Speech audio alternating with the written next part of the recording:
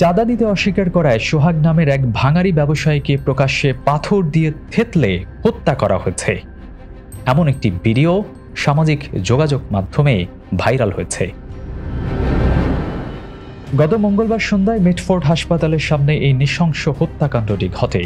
নিহত সোহাগ রানীগঞ্জের পূর্ব নামবাড়ি গ্রামের বাসিন্দা ছিলেন।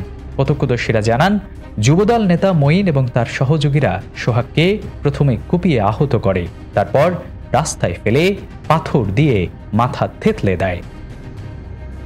সিসিটিভি ফুটেজে দেখা যায় হামলাকারীরা সোহাগের নিথর দেহের ওপর পাথর দিয়ে আঘাত করছে, আর চারপাশে দাঁড়িয়ে থাকা মানুষ ভয়ে নীরব দর্শকের ভূমিকা পালন করছে। তারা এই ঘটনায় জড়িয়ে থাকার অভিযোগে পুলিশ মঈনসহ 4 জনকে গ্রেফতার করেছে।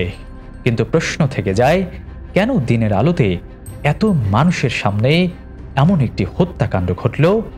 কেন কেউ এগিয়ে এসে এই মানুষটিকে বাঁচানোর সাহস দেখালো না?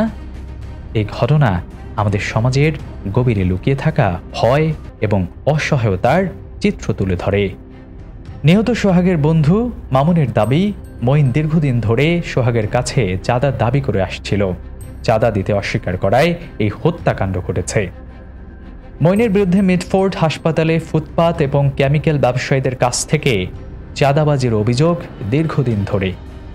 এই হত্যাকাণ্ডের প্রতিবাদে ঢাকা বিশ্ববিদ্যালয়ের শিক্ষার্থীরা বিক্ষোভ করেছেন। তারা খুনিদের দৃষ্টান্তমূলক শাস্তির দাবি জানিয়েছেন।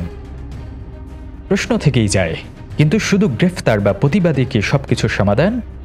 যতদিন না পর্যন্ত রাস্তার পাশের ওই নীরব দর্শকটি ও অন্যায়ের বিরুদ্ধে একটা চিৎকার দেওয়ার সাহস করবে, ততদিন পর্যন্ত হয়তো একজন সোহাগের এভাবেই মরতে হবে, প্রকাশ্যে কিংবা দিবালোকে।